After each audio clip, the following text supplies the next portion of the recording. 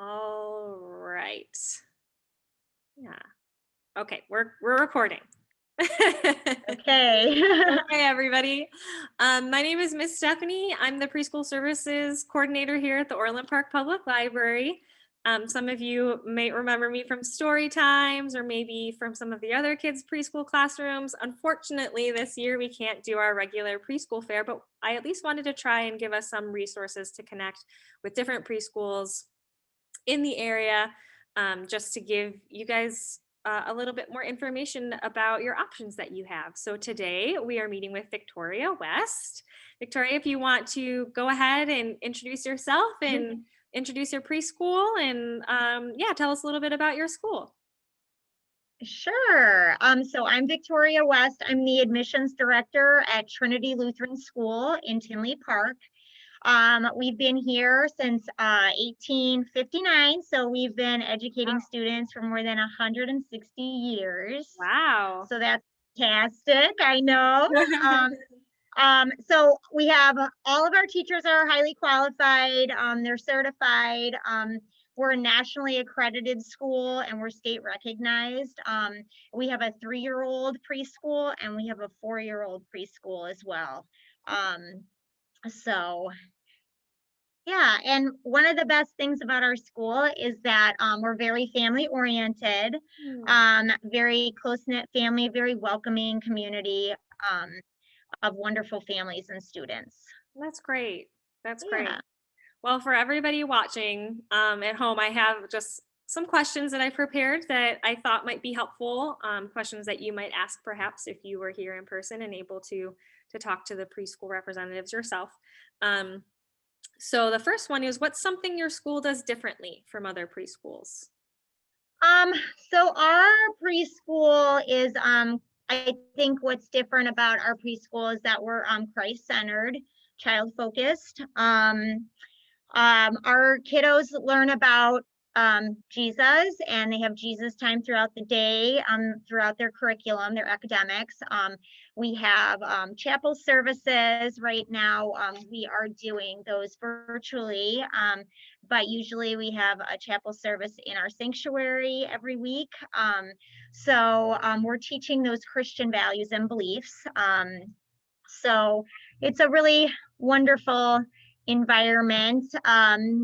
Another difference is that our preschool program is academically based. So they get very strong academics, but they also get to participate in things within the classroom, play learning. There's all different types of things within the classroom, different toys that create that that learning, learning different skills. They also learn social skills within the programs, learning to take turns and cooperate and follow directions and things like that.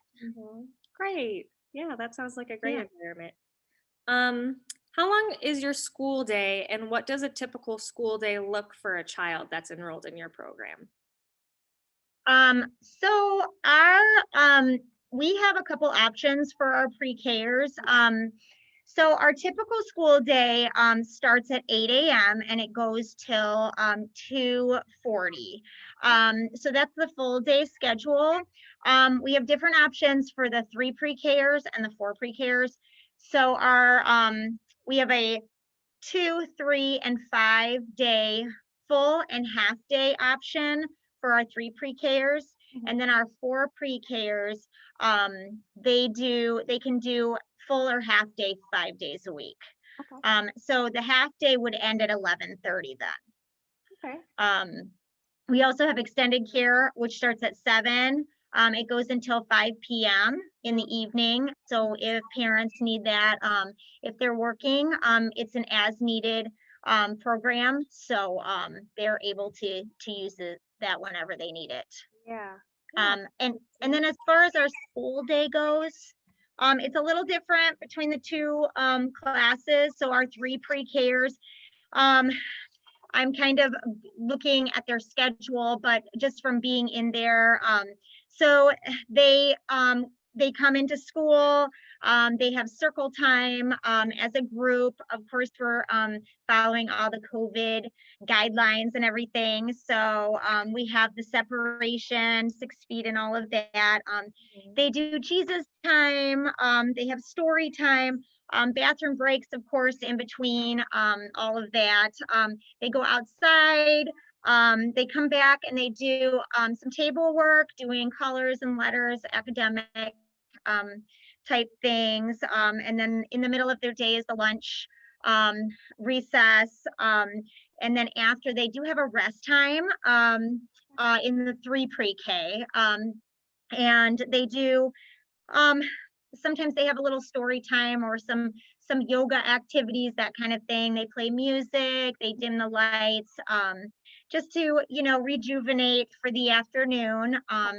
They do music and movement once they are up, and do some more academics. In the 3 pre-K, they also have sections that they have with different toys and learning things in each section. It builds on all kinds of different skills for them.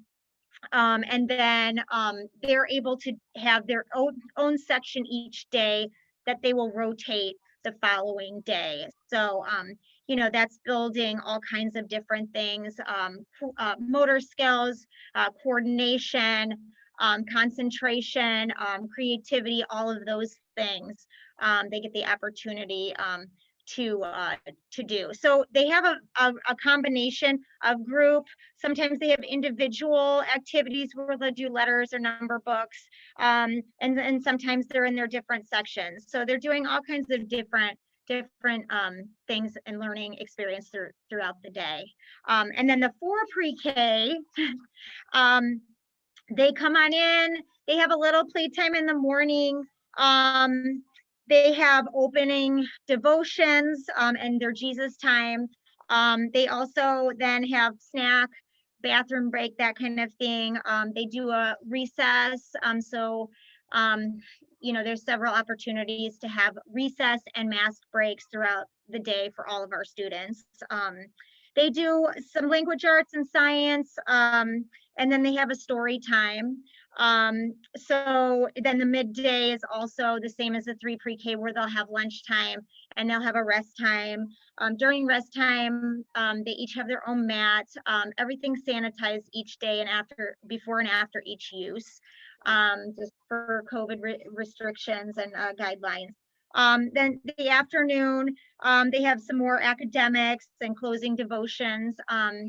Of course, there's bathroom breaks and all of that throughout the day. So that's kind of a fast description of their days. The teachers are really great about if any parents want to contact them and really get the full picture, they can do that, just so they can see what their kiddo is doing all day. Yeah, that's great. That's great. Yeah. Well, you've already touched on it a little bit in some of the other questions, but I was going to ask more about your safety measures for COVID-19. I know that's something there's a whole bunch of different, protocols and things like that. And some are hybrid programs, some are in-person programs. And so I heard you mention it a couple times, like during circle time and, but I was just wondering if you could touch a little bit on that. Sure. Yeah, so all of our students are learning in person. I should say most of our students, unless they have chosen to stay at home for remote. So we are all in the building, or mostly in the building. And we chose this year to bring back our students gradually, just for safety, depending on where their classroom was located within the building. What happens in the morning when they're dropped off, we do take temperatures. Parents fill out a COVID questionnaire type thing, so that we make sure that nobody has been around anybody with any symptoms or don't have any symptoms themselves. So in our pre-K classrooms, and throughout the building, but specifically in the pre-K classrooms, they have The 3 pre-K has to have 2 to a table, so they're long enough tables to be separated, but they still are able to have a classmate across from them that they can interact with. And the 4 pre-K each have their own tables. So it makes it nice. We have them spread out, so we keep that 6 feet social distancing. As you can see, we all are wearing masks within the building. The kids do often have mask breaks throughout the day. And obviously they will take their masks off for snack and lunch. Sometimes they'll go outside and have a mask break. A lot of times when the weather was nicer, they would do a lot of learning activities outside. So that was really nice. We're Yeah. we're hoping to get through the winter and get to nice warm weather again. Yeah, let's get those days back. Yeah, of course, regular hand washing when the kids come in. We have hand sanitizer at every entrance, and they sanitize before they go out and when they come in. We have 2 playgrounds on our property that the classrooms are assigned to for the day. So those are sanitized before use, after use, and at the end of the day. And then our bathrooms also, we fog our bathrooms in between each classroom. Everything's sanitized and disinfected. In the preschool too, the kids have their own individual bins with their own supplies and their own toys that they are able to play with throughout the day and use for academics, so that nobody's exchanging any of those things. As far as the stations go, every single little tiny toy is sanitized and disinfected after each child uses it. They don't switch sections throughout the day, so they just have one section, and then at the end of the day, it's all cleaned and sanitized. So same with, I mentioned before, their rest mats, their desks, tables, all of that. So but I will say, for as many guidelines and restrictions that COVID has had, on all the schools, and just people in general, our teachers have made it a very positive experience, trying to make it as normal as possible for these kids. I think that they've adapted really well, and our teachers have made special things for them in place of things that we haven't been able to do. So for example, we usually have a field trip to the pumpkin patch, learning about how pumpkins grow and the seeds and all of that. And so this year, instead of going, they brought the pumpkin patch to us, and it was on our lawn, and they got to pick out their own pumpkins. And Yeah. so the teachers, every time there's been anything that we really are not able to do because of the restrictions, teachers have been really great about creating something new and exciting for the kids. Yeah. So Oh, it's that's been great. really nice. Yeah, I think Yeah. really COVID's caused a lot of people to have to really tap into their creativity and problem solving skills. For sure. Trying- Absolutely. Yeah, Absolutely. For sure. yeah. So, Um, Moving on, what's something that we can't learn about your school from just looking at your website? Because I know that's probably it's the first place that everybody goes, right? Is well, let's look at the sure. website, let's see what they have to say. But I feel like there's something Yeah. you can't always like get the vibe or so what Yeah. yeah For sure. what do you think that is for your school? Yeah, I mean, our website has a lot of information on it. Anybody that wants to look it up is tlcs.org. There's a lot of information, but yeah, you know what? I feel like it's really important to right now I'm doing modified tours where Okay. I'm able to show parents. They come in, they meet with me, and they come in and they have a kind of like a virtual tour type thing, so they can see what the Great. classrooms look like, what the building looks like, and they're able to meet the teachers. I think what you wouldn't get completely from the website is just how close knit our community is of Trinity families, how much love there is in this building, how just a sense of community we have here.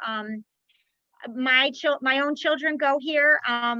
This is our home away from home, and I know a lot of Trinity families feel the same. So you might not completely get that Yeah. when you're just looking at the website, but it truly feels wonderful to be here as a parent, and Yeah.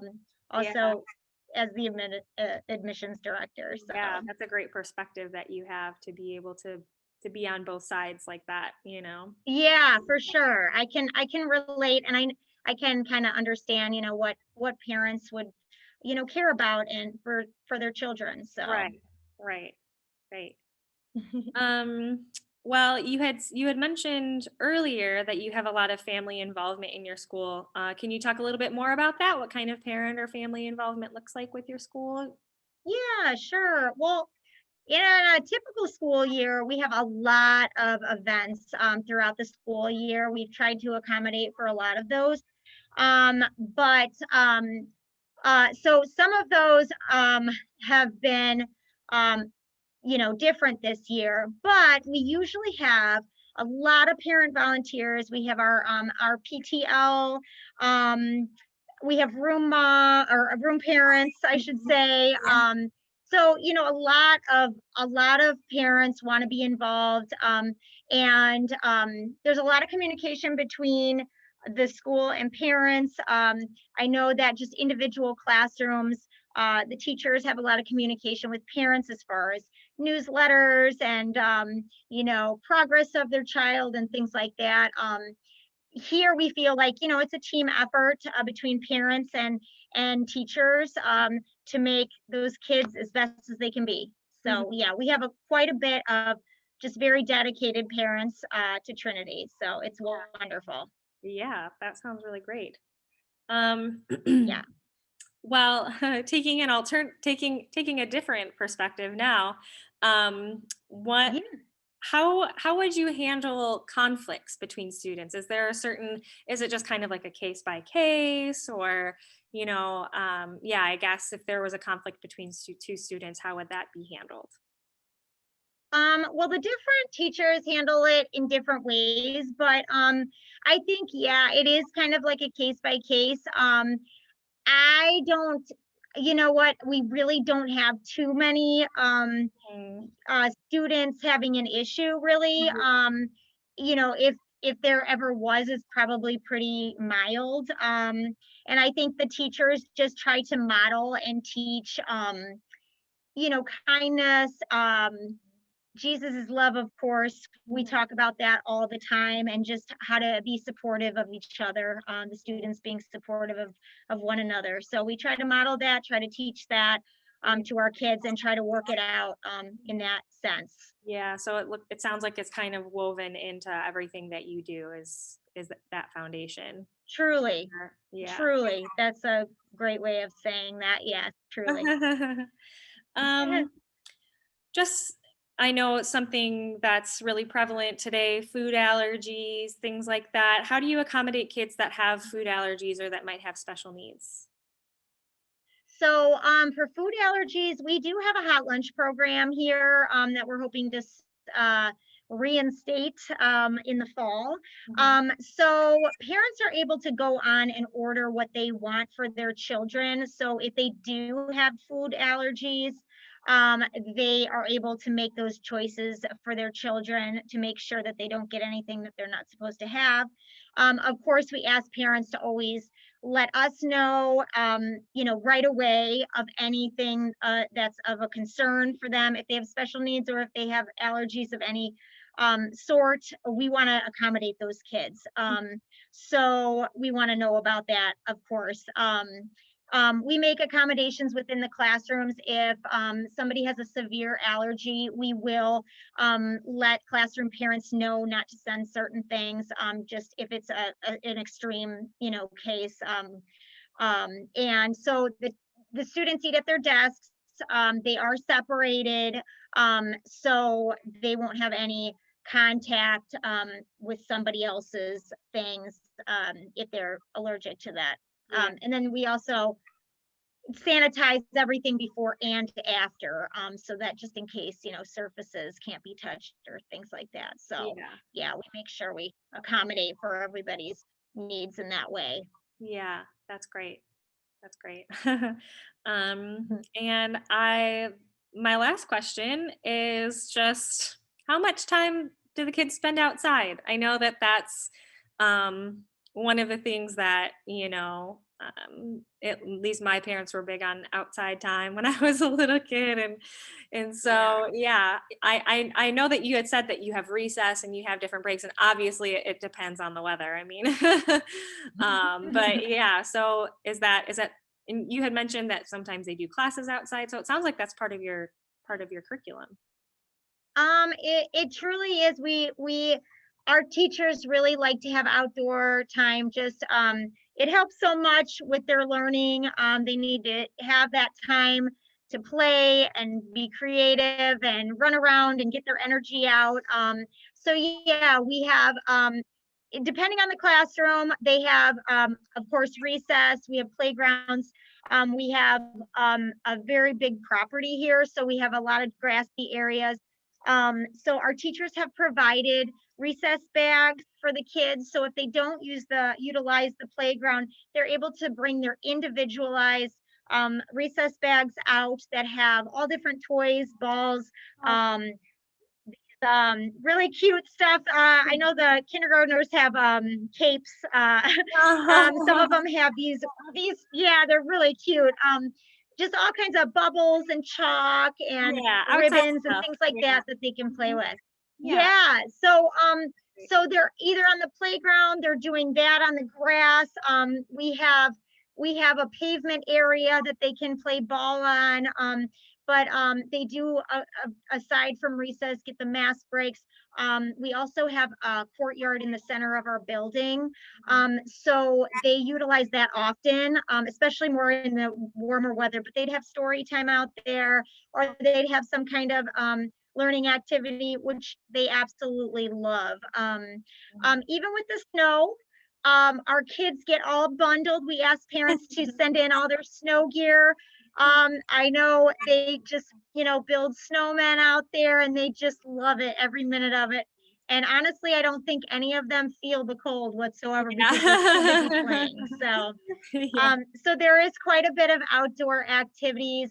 We were having PE out there for a while as well. Yeah.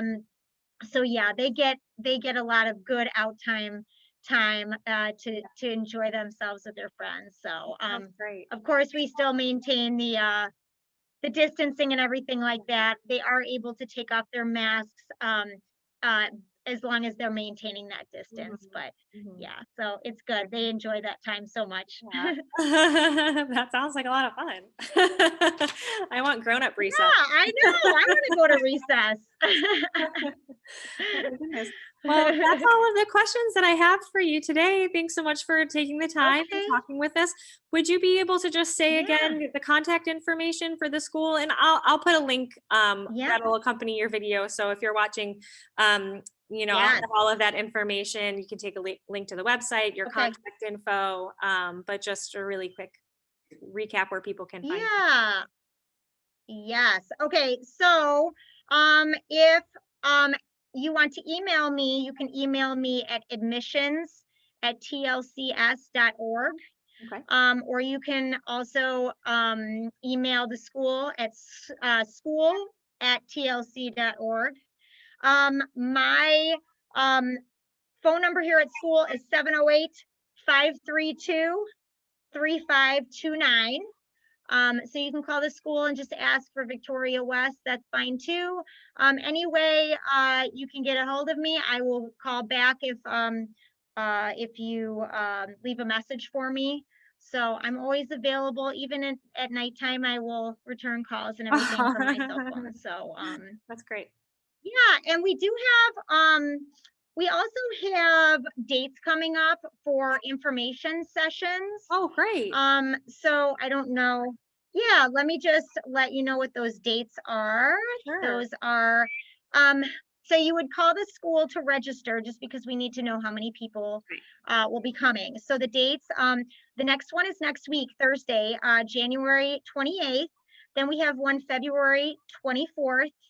That's a Wednesday, Friday, March 19th, and Sunday, April 25th. And we're going to have an afternoon session and an evening session for anybody that needs to come in the evening. So then we can kind of spread out, and I can give everybody information, and they can ask me the questions directly if they have any. So Perfect. Perfect. Yeah. yeah. All right. Well, thank you for this opportunity. I Of appreciate course. it Of course, it's been a so pleasure much. talking with you. And yeah, good luck to you. Yeah. And I will see you in the Thank future, you. hopefully in person. Right? Yeah, Hopefully in person next year. hopefully next year at this time, right? Yeah. Right, for sure. Well, thank you so much. I appreciate it. Of Have a great course. day. You too. Okay, thanks. Mhm. Bye-bye.